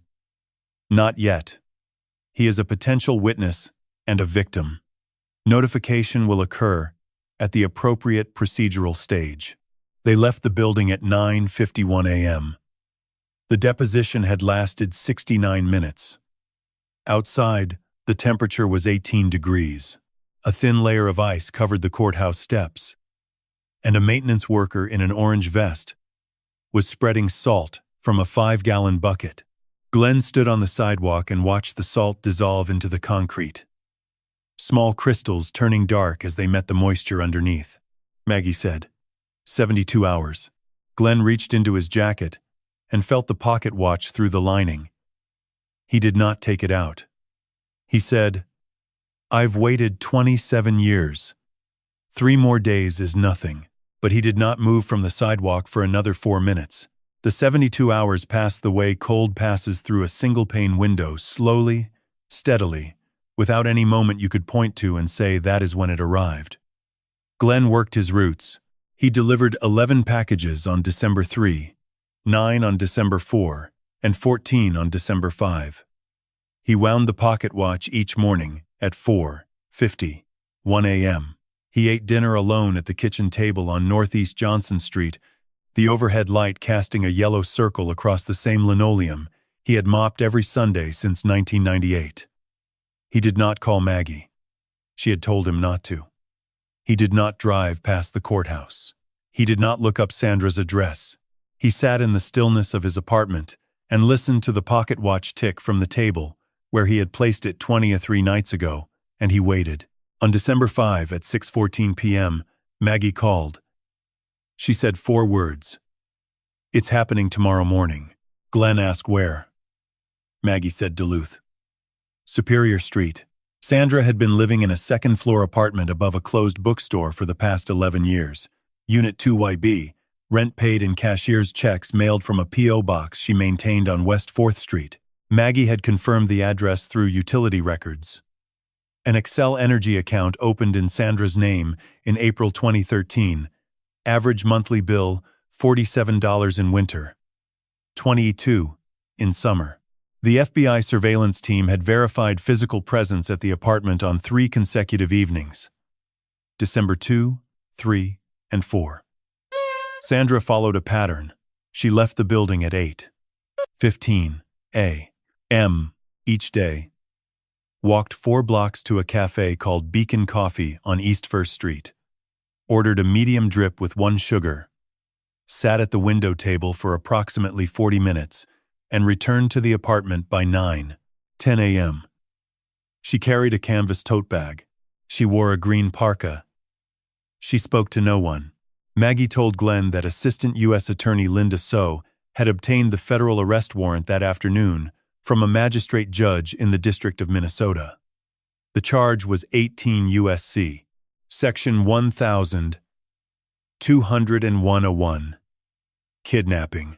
A secondary charge of 18 U.S.C. Section 1028A, aggravated identity theft, relating to the forged insurance policy, had been added at D.R.H's recommendation. The arrest would be executed by a 4-agent FBI team at approximately 8:20 a.m. on December 6, timed to coincide with Sandra's departure from the building, reducing the risk of a barricade scenario. Glenn asked if he should be there. Maggie said no. She said it clearly and without softening. You cannot be within visual range of the arrest. Linda was explicit. If Sandra's defense attorney later argues that your presence influenced the agents or created an emotional spectacle, it becomes a procedural issue. You stay in Minneapolis. I will be in Duluth as an observer, credentialed through the bureau. I will call you when it is over. Glenn did not argue. He hung up at 6:31 p.m. He sat at the kitchen table. The overhead light hummed. The pocket watch lay face up, the second hand sweeping past the Roman numeral 8.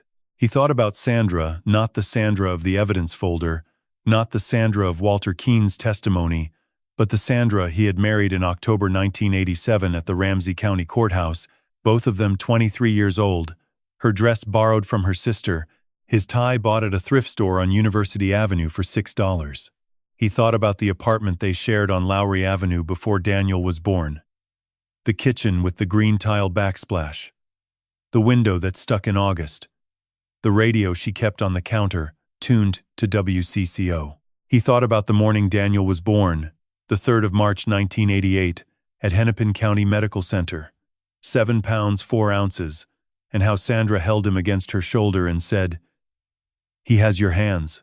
He did not understand how the woman who said that sentence became the woman who walked a 9-year-old boy across a service lane at 10:15 p.m. on a July night and placed him in a gray cargo van while his watch fell to the asphalt. He did not try to understand. He had spent 27 years trying to understand the disappearance itself, and that effort had produced nothing except 4 cardboard boxes in a room he could not enter. Understanding was not the task in front of him. The task in front of him was waiting, and he had practice. He went to bed at 10:30 p.m. He did not sleep until 1:15 a.m. His phone rang at 8:47 a.m. on December 6. Maggie's voice was steady, professional, and carried the particular flatness that comes from standing in cold air for a long time. She said, "Sandra Hayward was taken into custody at 8:22 a.m. on Superior Street, Duluth. She exited the building at 8:17. 4 agents approached on foot. She was informed of the warrant and the charges.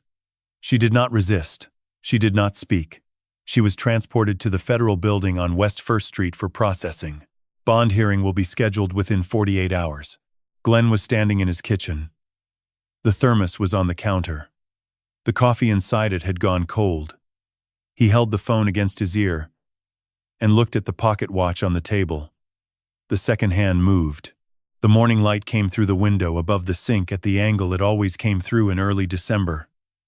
Low, pale, barely reaching the far wall. He said, "Did she say anything?" Maggie paused. Then she said, "One thing." When the agent read the charges, she looked at the street and said, "He was supposed to have a better life." That was all. Glenn closed his eyes. He pressed his free hand flat against the kitchen counter. The linoleum was cold under his socks. The refrigerator cycled on with its familiar 2-second rattle. "A better life," he repeated. "That is what she said." He stood there for a long time after the call ended. The phone screen went dark. The pocket watch ticked. The coffee stayed cold in the thermos. Outside, a snowplow passed on Johnson Street, its blades scraping the asphalt with a sound like a drawer being forced open metal against metal. Reluctant. Slow. He picked up the pocket watch.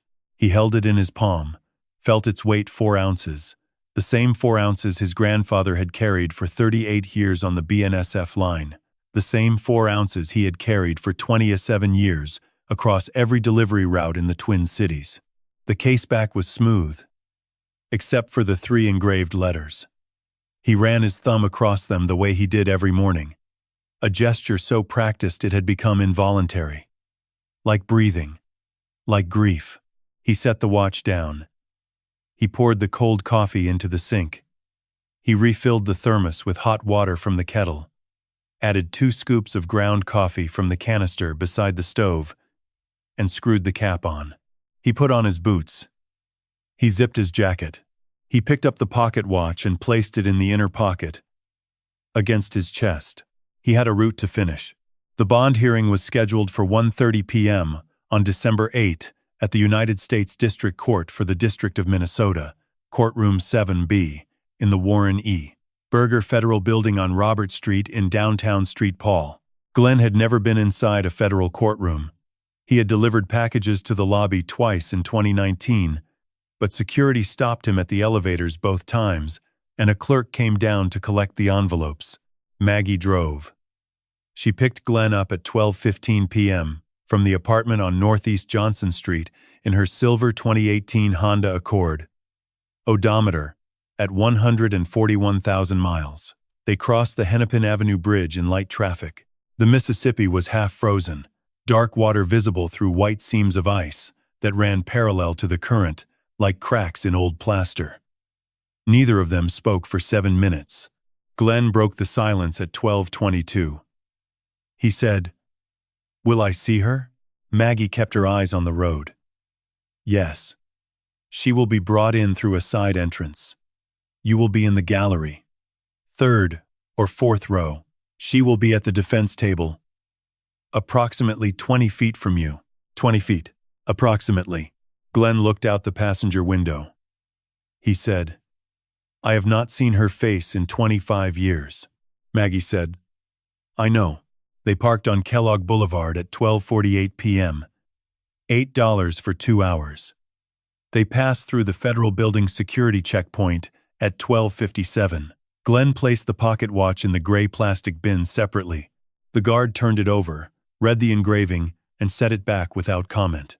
Courtroom 7B was smaller than Glenn expected. 6 rows of wooden benches formed the gallery. The judge's bench was elevated 3 steps, dark walnut, with a brass nameplate that read, Honorable Patricia Yoon, U.S. Magistrate Judge. The seal of the United States District Court hung on the wall behind the bench, slightly off-center to the left.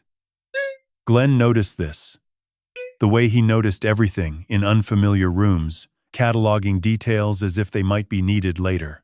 He and Maggie sat in the 4th row. Asa Linda So sat at the prosecution table. Same black suit. Same legal pad. 2 reporters occupied the 2nd row. 2 men in suits whom Maggie identified as FBI personnel sat near the back. At 1:34 p.m., a side door opened. Sandra Hayward entered in a beige jumpsuit and white slip-on shoes. Her hands were cuffed in front, connected to a waist chain.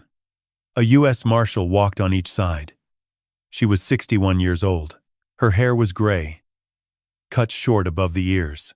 She was thinner than Glenn remembered, collarbones visible above the neckline, wrists narrow inside the cuffs. She walked with small, measured steps, eyes fixed on the defense table, and she did not look at the gallery. Glenn's chest tightened. He could feel the pocket watch against his ribs. 4 ounces.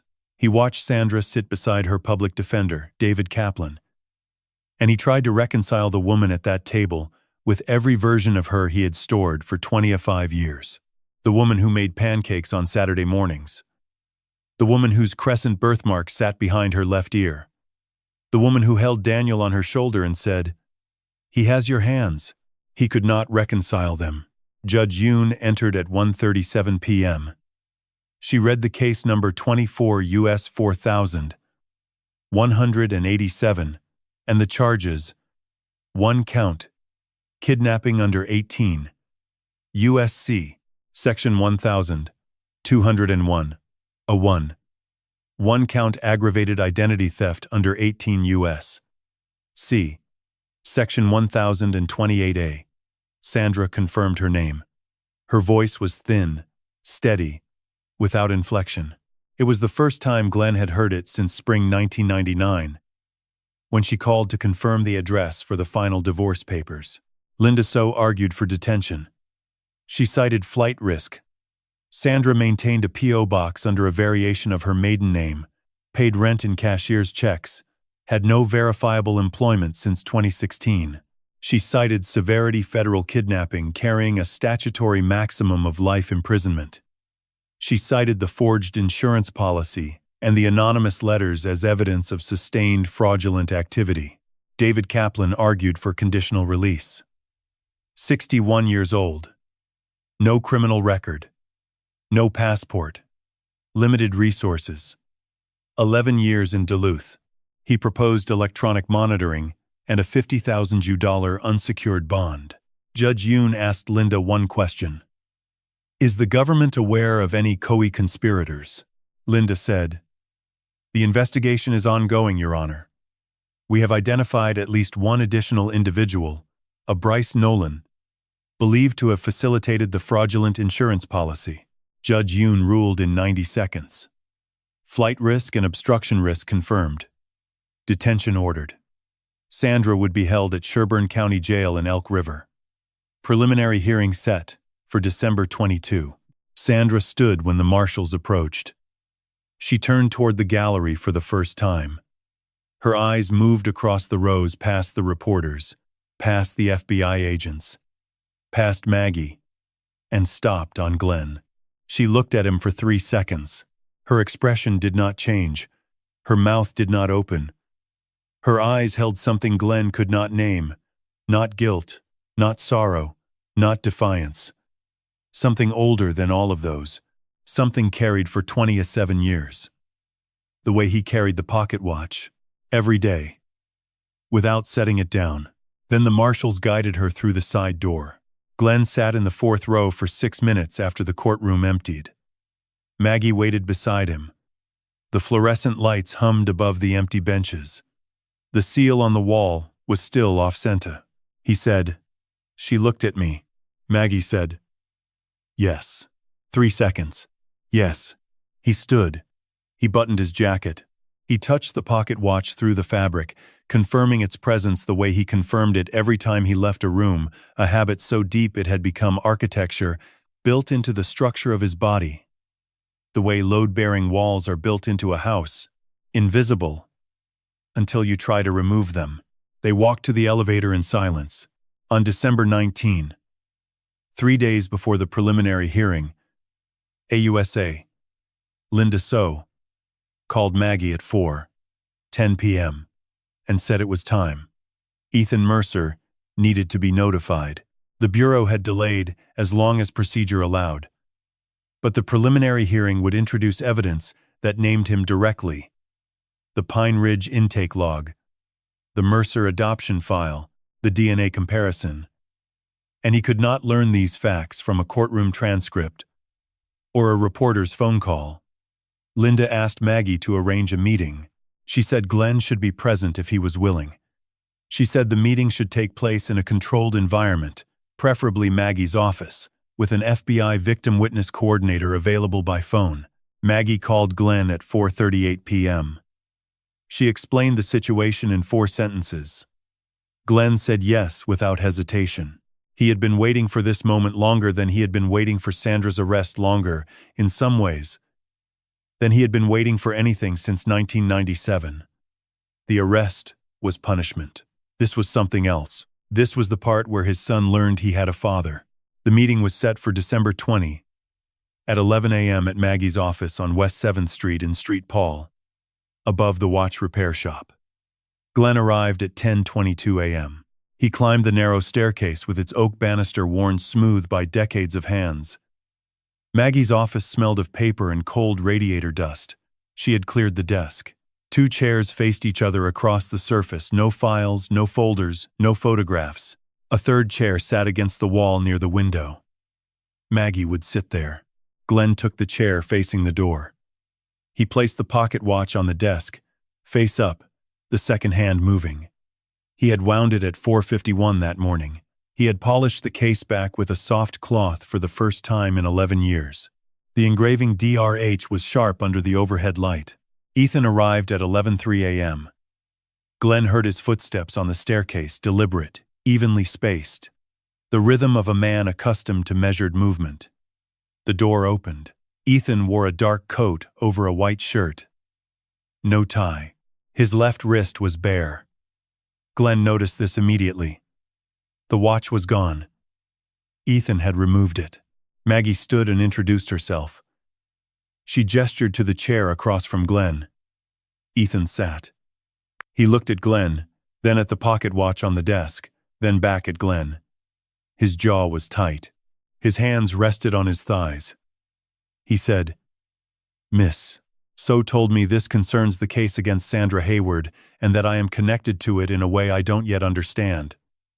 She said you would explain." Glenn nodded. He did not know where to begin, so he began with the watch. He said, "In June of 1997, I took 2 watches to a repair shop on East Hennepin. One was a pocket watch that belonged to my grandfather, Robert Hayward, who carried it for 38 years as a locomotive mechanic on the BNSF line. The other was a wristwatch I bought for my son, Daniel, who was 9 years old. I paid a watchmaker named Lindbergh $14 to engrave the same 3 letters on both casebacks. D.R.H. Daniel Robert Hayward." He paused. Ethan's eyes moved to the pocket watch on the desk. Glenn continued. "On the 24th of July 1997, I took Daniel to the Minnesota State Fair. He disappeared at approximately 10 p.m., near the poultry barn. He was wearing the wristwatch. I never saw him again. Ethan's breathing changed. It became slower, more deliberate, the kind of breathing a person uses when they are trying to keep their body still while something inside it shifts. Glenn said, "On November 12 of this year, I delivered a package to the 9th floor of Hennepin County Courthouse. You signed the manifest with your left hand, your sleeve pulled back. I saw a silver wristwatch with a railroad dial and 3 letters engraved on the case back. D.R.H. The room was quiet. The radiator ticked. Below them, through the floor, the faint sound of the watch repair shop, a jeweler's drill, barely audible, a thin electric hum." Ethan said. "What are you telling me?" Glenn said. "A DNA comparison was conducted. Buccal swab from me. Sample recovered from a coffee cup you used at a cafe on Lake Street. The lab returned a 99.9998% probability of a paternal match." Ethan closed his eyes. He kept them closed for 7 seconds. Glenn counted. When Ethan opened them, they were wet, but nothing fell. Ethan said, "My parents, Richard and Catherine Mercer, they adopted me in February 1998. I was told my biological parents had died. Car accident. That was the story my entire life. I changed my first name during law school because Daniel felt like someone else's name. Someone I couldn't remember."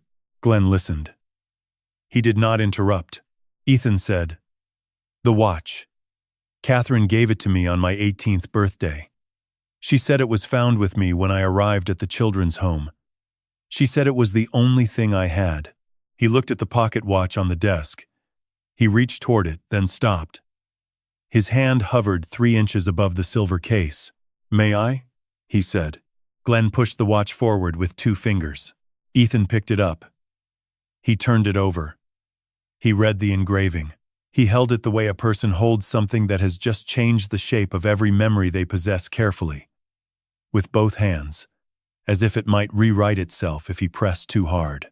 He placed it against his ear and listened to the ticking for 12 seconds. He set it down. He looked at Glenn. "You kept this for 27 years, Ethan said. "Every day," Glenn said. "Why are you showing it to me now?" "Because it was always yours." The sentence sat between them on the cleared desk, beside the 2 objects that had been separated for 27 years and were now 18 inches apart, the pocket watch Glenn had carried, and the empty wrist where the other watch had been. Ethan looked at the desk. Glenn looked at Ethan. Maggie sat against the wall by the window and did not move. Ethan said, "I don't know what to call you," Glenn said. "You don't have to call me anything yet." Ethan nodded. He placed both hands flat on the desk. The same gesture Glenn made when he needed to feel something solid beneath him. Neither of them noticed the symmetry. Maggie did. She said nothing. They sat together for another 14 minutes without speaking. The preliminary hearing on December 22 lasted 2 hours and 14 minutes. Glenn sat in the 4th row of courtroom 7B, the same seat he had occupied 14 days earlier. Ethan sat in the 2nd row, on the opposite side of the aisle, wearing a dark suit and no watch on either wrist. They did not speak before the hearing. They did not need to. The 14 minutes of silence in Maggie's office had established something that words would have made smaller. AUSA Linda So presented the government's evidence in sequential order. The 1,997 missing person report. The Pine Ridge Children's Home intake log. The adoption record. The DNA comparison 99.9998% paternal match. The forged Northland Mutual Life Insurance policy. The 4 anonymous letters with the Duluth Public Library watermark and the consistent misspelling of separate. Walter Keene's witness statement describing a woman with a crescento-shaped birthmark behind her left ear, leading a boy across a service lane at the Minnesota State Fair at 10:15 p.m. on the 24th of July 1997. The engraving receipt from Lindbergh & Sons, dated the 14th of June 1997, $14. Sandra sat at the defense table in the beige jumpsuit. She did not look at Glenn. She did not look at Ethan. She looked at the table surface. Her cuffed hands folded, her gray hair combed flat. Her expression held in a stillness that could have been composure or exhaustion or something between the two that has no name. Judge Yoon found probable cause on both counts. The case was bound over for trial. A date would be set in January. After the hearing, Linda So approached Glenn in the hallway outside the courtroom. She said the FBI had arrested Bryce Nolan in Duluth on December 20, charged with conspiracy to commit fraud and obstruction of justice. Nolan had been Sandra's contact at Northland Mutual, a junior underwriter who processed the forged policy application in exchange for $11,000 paid in 3 installments over 6 months. He had also placed the anonymous text message sent to Glenn's phone on November 20.